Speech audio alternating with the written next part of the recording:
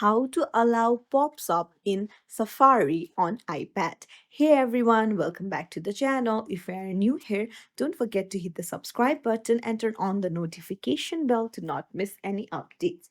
So, have your pop-ups been blocked in Safari and you want to allow it? Then you're in the right place. For that, you'll need to go into your iPad settings and then scroll to the very bottom, tap on apps, and then on the search bar on the top right, search for Safari. So once you find Safari, scroll down and you can see the block pop-ups option is toggled on. So this will automatically block the pop-ups. If you want to allow it, you just have to tap on it and toggle it off.